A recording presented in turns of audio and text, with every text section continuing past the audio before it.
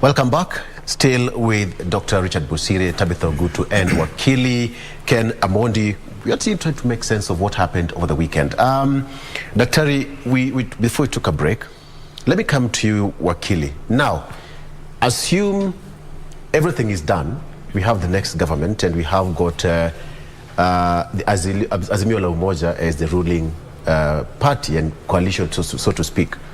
Do you think the president will have a say in that house? How will he influence running and processes of the bills in parliament? I think we have to look at this thing from two contexts. Yes. Yeah. The first context is the assumption, which I think is practical, of us going to the elections under the current constitutional dispensation. And of course, there is thereafter, assuming the court gives a different decision insofar as the BBI document is concerned, and therefore the attempts that may be made by the Azimio government to have it implemented in phases. Yes. But let us start with what is, which is the current constitution. It would then mean that the president's party, I want to believe, would have some, it would depend on the numbers that would be secured by the coalition under the president, that is the Jubilee coalition. Because under the Azimio la Umoja party, there will be a coalition agreement that would expect it to be deposited. Yeah. Yes. And in that arrangement, we would expect probably to find some distribution in terms of leadership in the House, based on the numbers that will be contributed by the particular parties. Yeah. So that then, assuming that the president will be in a position to garner the numbers that he had in the current parliament, that is in 2017, then that would mean that the president's party would then play a critical role insofar as the legislative agenda would be concerned. And remember that when you talk of the Jubilee coalition as it stands now, we are not just talking of Mount Kenya. The president also had a significant hand in different parts of the country, and more so pursuant to other political parties, for example, the one led by the Treasury Cabinet Secretary. So that to that extent, you would expect, therefore, that the president's party would have a strong hand insofar as the pushing of the legislative agenda would be concerned.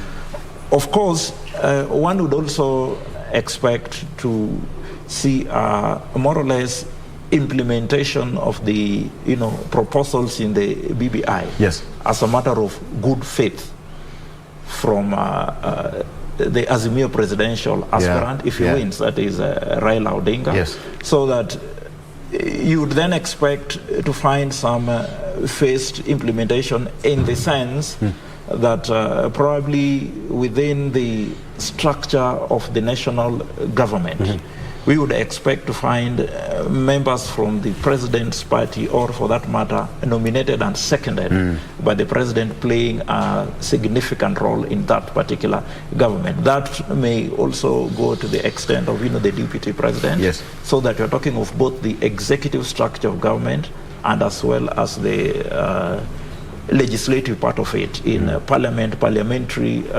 leadership. So that what I would say is that as a matter of fact, in the Azimio la Umoja government, Uhuru Kenyatta will play a critical But of course, Tabitha, he wouldn't affect the running of day-to-day business in government, much as he may command a big number in both houses. You see, if you look at contextually what the president brought forth as his argument for supporting the Azimio or the right Honorable Raila Odinga on Saturday, he categorically stated that he's doing that because he will want a smooth continuation of his Big Four agenda. So that means after his tenure in office, still there's going to be an influence on what he did when he was a president. So that goes without saying. Yeah. And also he's been championing for a united Kenya, like he said. I'm just saying what he said on Saturday. So that means that the efforts for his efforts for us to have a united Kenya and inclusive participation in the leadership of this country, and also in achievement of the gender role and things like those ones are going to be adhered to. That is an influence itself. So what we are going to have past August 9th is a continuation, of course. And remember, when Raila Amolo Odinga, the Right Honorable Raila Amolo Odinga, spoke on Saturday, he said he's going to ensure that the Big Four agenda, the continuation of where the president had stopped, yes, and many more. So he was trying to detangle himself from just a government project. Because if he would have just said that I was going to make sure that we have a continuation of the Big Four agenda, then the government project, which he is not, yes, that the Tanga maniacs have been trying to allude to, would have played part and it would have been certain. So it's not. So what he said is going to continue with this smooth continuation of the government Big Four agenda, and more other agenda that they have also as a party, or even they have been having you know, when he wanted to be a president, even the previous years. So of course that is going to play part. Also, a big question we should be asking ourselves is, now that it's obvious, I even saw Kalonzo Musyoka saying that he said it categorically at ICC that the president should take over as the chairperson of the Azimio One Kenya Alliance. Said it. So what is his role as the chairperson? So therefore it goes without saying, definitely, that he is going to have a hand or two, and a lot of his influence is going to be felt in the next government. But of course, we cannot also not give credit to the fact that Honorable Raila Amolo Odinga also has a vision for this country, and also as a party, they have something they want to bring new to addition. So I want to give you, in a brief, maybe a minute, if you go to the counties right now, if, for example, we had a governor in the first 5 years of devolution, and then in the second year of devolution, we have a new governor, there are many stalled government projects in those counties, even building constructions and things like those, even public facilities, because there was no smooth, or there was no continuation of the same, of what the previous governor had left behind. Command in both houses. You see, if you look at contextually what the president brought for his argument, he was supporting Mio or the Right Honorable Raila Amolo Odinga on Saturday. He categorically stated that he's doing that because he will want a smooth continuation of his Big Four agenda. Yes. So that means after his tenure in office, still there's going to be an influence on what he did when he was a president. So that goes without saying. And also he's been championing for a united Kenya, like he said. I'm just saying what he said on Saturday. So that means that the efforts or his efforts for us to have a united Kenya and inclusive participation in the leadership of this country, and also in achievement of the gender role and things like those ones are going to be adhered to. That is an influence itself. So what we are going to have past August 9th is a continuation, of course. And remember, when Raila Amolo Odinga, the Right Honorable Raila Amolo Odinga, spoke on Saturday, he said he's going to ensure that the Big Four agenda, the continuation of where the president had stopped, and many more. So he was trying to detangle himself from just a government project. Because if he would have just said that I was going to make sure that we have a continuation of the Big Four agenda, then the government project, which he is not, that the Tanga maniacs have been trying to allude to, would have played part and it would have been certain. So it's not. So what he said is going to continue with this smooth continuation of the government Big Four agenda, and more other agenda that they have also as a party, or even they have been having you know, when he wanted to be a president, even the previous years. So of course that is going to play part. Also, a big question we should be asking ourselves is, now that it's obvious, I even saw Kalonzo Musyoka saying that he said it categorically at ICC that the president should take over as the chairperson of the Azimio One Kenya Alliance.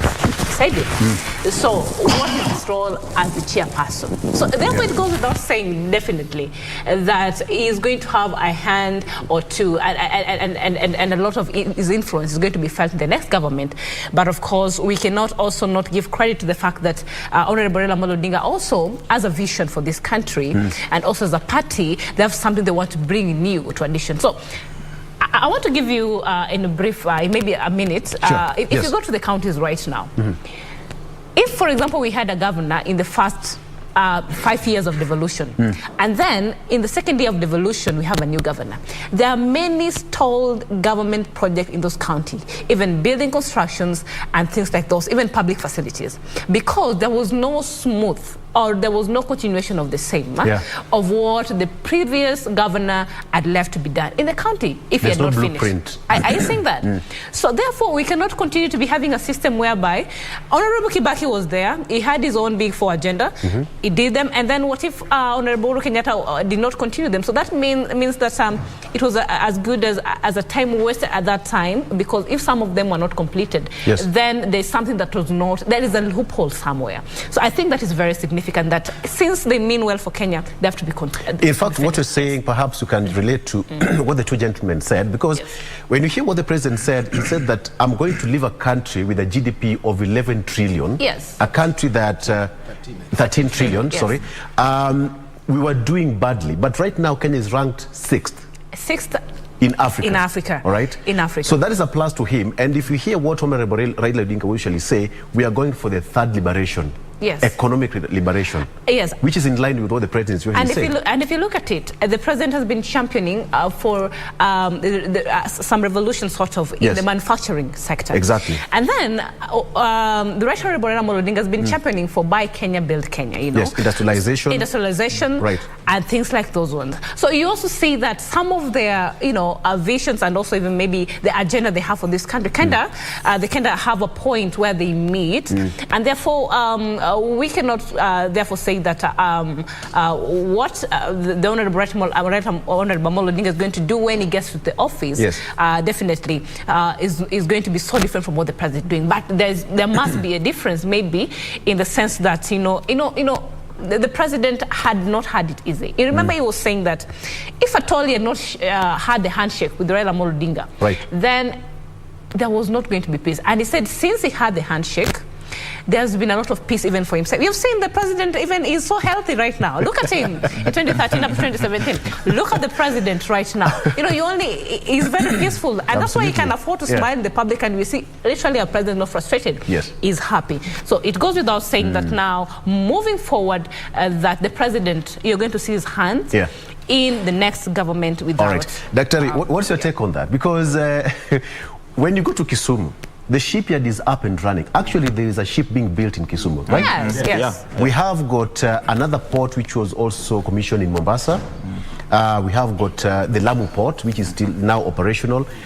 The infrastructure that we've seen in this country, right now you drive all the way from here to Bungoma without any portal. I tell you. You're right, Victor. Yes. I actually drove the other day, Monday, on Tuesday.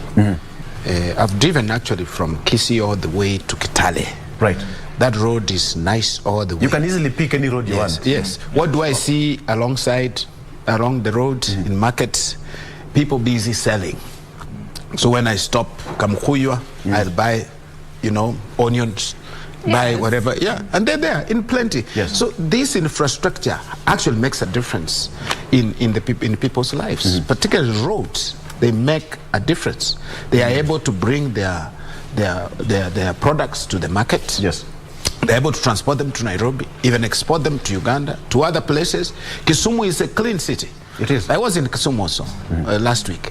Kisumu is clean. I mean, you compare with what it was, it has changed. There is change. Even the road network, the lighting in the streets and all that, things have changed.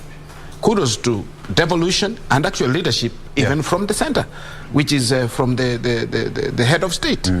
And we can give the president credit, actually government credit, headed by the president. And when people say nothing has been done, I think it's he trying to, that's propaganda. It's not true. People can take stock. I've gone also to Embu, Meru. Things have changed. I used to work in Meru some years back in the mid-90s. the way it is now is different. Things have changed. There is this Agana Road which is being built. You go to Moranga. From Kenon. Development has been realized in this country. Perhaps we could do much better, but it has happened. I wanted to go back to your question. How would the president influence? You know, government, parliament is the representatives. They represent the people.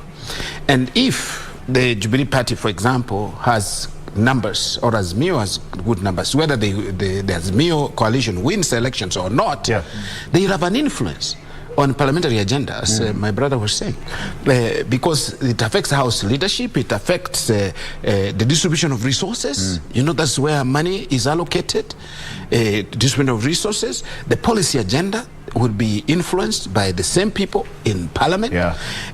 Also, of course, we have party manifestos also will bring an input into the legislative agenda. The ideology will also have an influence, and it will come to bear in the governance and leadership of the country. Also, it affects, you know, once you have a high position, or you have high numbers in parliament, or whatever numbers you have, it affects also the appointment of top bureaucrats, who becomes principal secretary, who are the ambassadors, who are the CSS. And these are the people, you mentioned something to the effect that will it influence how things will run. Yes. Those are the people who operate government.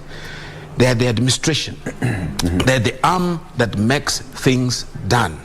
They are the action part of government. So if you also have an influence on the action part of government, you are likely to influence what happens in the country so significantly. So they will influence policy implementation. So one should not write off the competition that we have, because this political competition actually will affect people's lives, and the president's position will actually affect what happens in the country in the future. But in terms of giving the Azimio, should they form the next government, some hard stance, do you think that can happen? You know, conditions and that, push and pull in parliament, in processing of the bills and what have you. That happens, but I will think if Azimio wins, if we go by the experience, I'm trying to believe that the Azimio, for example, the president and Raila Amolo Odinga and others are the patriots, that they will put the country in front of everything else. If they had a handshake under those conditions, why won't they find a working framework within parliament if Azimio won? So in other words, you'd say that the president will not give Azimio la Umoja, should they form the next government, hard time, because the president said, you know, when I had problems in parliament passing with the finance, there was support from all of them. And maybe that is where we need to read from. You know, they say even right now, if you want to elect your area MCA or whatever, the new aspirants, we need to look at their track record. What have they been able to do? Not what they'll be able to do after. Exactly. So we have seen a peaceful working relation, and even in the parliament, you know, passing of bills and legislation is one key thing that I think Azimio as a coalition moving forward, even after the August general election, if they at all win, which there is a high probability, they will be able to have the numbers to pass. And you see that the president took pride in that. And so that is one of the key things I think as Azimio they'll take pride in. You know, being able to speak in one voice and champion for agenda as a team. Undefeated. So Okay. All right. Wakili, we saw a new face of Jubilee. Secretary Rafael Tuju is no longer the secretary of the party, and the president said, hey, you know, tafadhali, you know, muone huyu mtu yangu, simwache hapo nje. So we saw a different face of Jubilee Party, a structure that new leadership came into place, and the president seemed to have rejuvenated the party with the new logo and the slogan and all that. Are we likely to see now people start moving from other parties to join Jubilee, because it was written off already?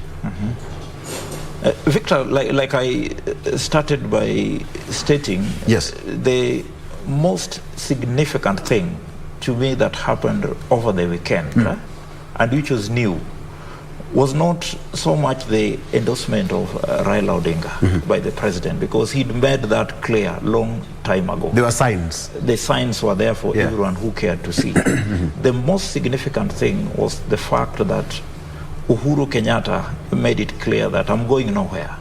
I'm still here. Yes. And I want to play a significant role in the politics of the land. And of course, how does he do this?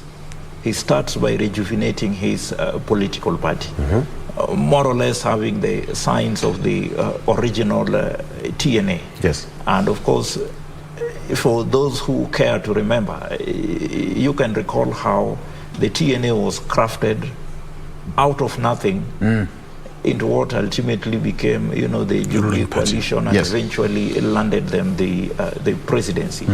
Yeah, so that I want to honestly believe that, given the president that I know, the political cunning president that I know, the person who is a prolific campaigner, the true Uhuru Kenyatta, I would really want to see to what extent would he reverse the gains that the UDA has made for the last, is it 5 years, 4 years, when the president was busy doing what Kenyans elected him to do. And that's why other panelists have said that the person that has to worry most now is the deputy president. Why? Because his core base has been taken to be the Mount Kenya vote. For record purposes, minus the Mount Kenya vote, the deputy president's presidential ambition is absolutely derailed.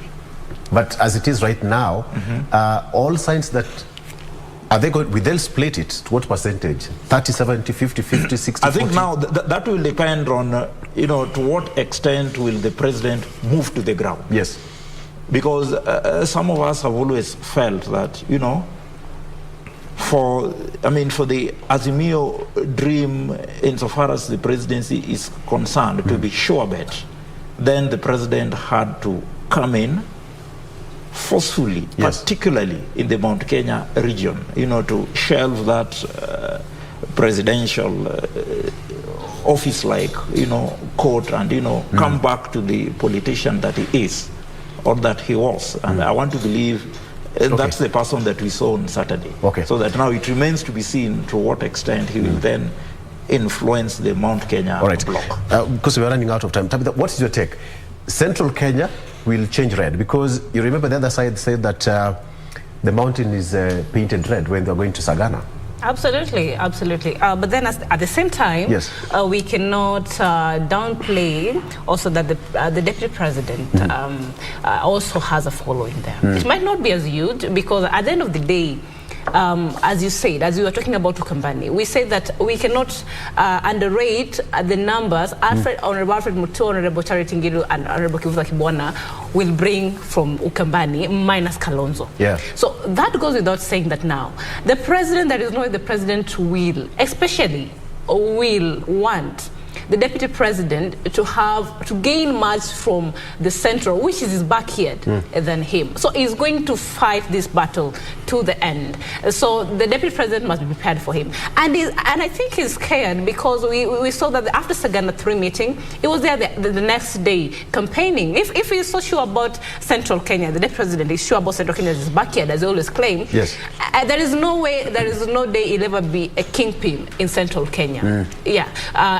And what he needs to do is have a bit of humility, because if he continues to go that way and his advisors continue to advise him the way they do, then he might end up losing so much in Central Kenya. So as it stands, believe me, the president has a lot of influence on what will come in terms of in the voters' basket at the end of the day, come general election. Yes. Doctor, even as you respond to that, let me ask you this. Now that the president has spoken and he said, Jubilee Menguruma, Party Menguruma, that's according to the president. But then now, will Central Kenya vote the opposite direction? Because we've always known Central Kenya to be voting as a bloc, to the last man. They might not necessarily vote as a bloc. And also, I would think that the voter turnout might not be as big, you know, not the 101% turnout, people voting. It will be much less. Reason being, actually, it affects, all this affects, or is affected by whether you have a presidential candidate or not. Yes. And but being aware, I think Central Kenya, having held the presidency, I think for the longest, and the freedom fighting and all that, and the community is well aware of the importance, how important it is to be the leader of this country and what it means. And I'm sure the president becomes the chair of the Azimio, will it influence their voting pattern? I think it will, because what I think the Central Kenya people have lacked over a period of time. Yes. When President, as my brother put it, was busy doing the work he was supposed to do, or elected to do, Tanga people thought the president has been written off. Is no longer there. Yeah. Central Kenya actually for that period lost kind of direction, so to speak. They lost some direction, and the people who now supported the deputy president in the bid now to mop the Central Kenya votes in his favor actually are not able even up to now to come to step onto the plate and demonstrate that they're actually taking the mantle from the president. So by the president coming out strongly, I think people will gain confidence and troop back, because that is their leader. What is the greatest undoing for the DP, I would say, he has been always daring the president. Daring the president, and sometimes even saying, oh, you cannot, Azimio cannot go, Muganga cannot get Mount Kenya because he has to go through me. But as we have said, politics is local. Every community has its leaders, and these leaders must be respected. And at this point, they will listen to Uhuru because he is their leader. However bad these leaders are, people listen, the local people listen to them. Moi was as bad as he was then. Sorry, God rest his soul in peace. Mzee Moi did a good job, but in some respects we had that some issues of dictatorship and all that. But his people backed him all through. So Uhuru still has the backing of his people. He's the leader of his people. Yes. The insults, I think the deputy president now should reduce the insults. He should reduce. I saw him now pleading. And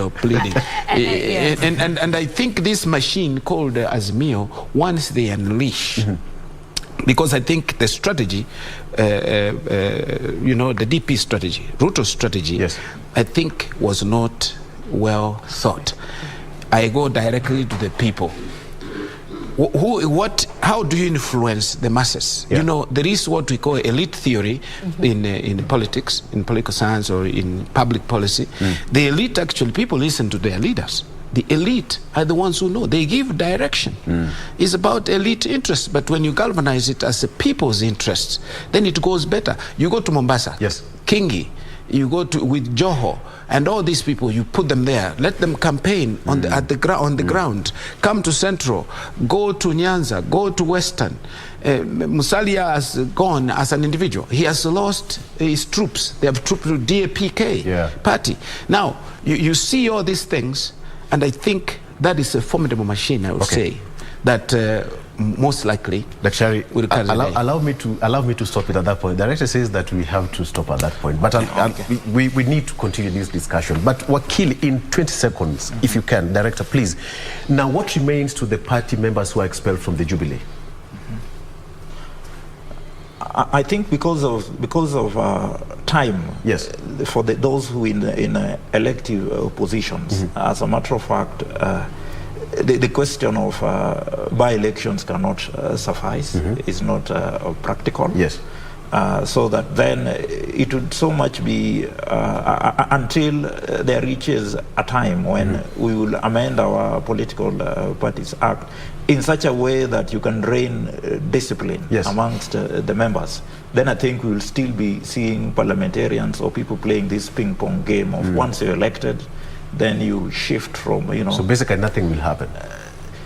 As it stands now, nothing will happen. Yeah. Okay. All right. Well, I think that's the best point to stop it at that particular point. We'll still continue doing politics here. This is where we get it each and every morning. And of course, I was joined by able brains, Dr. Richard Bosire, who is a lecturer at University of Nairobi of Political Science and a political analyst as well. Tabitha Ogutu.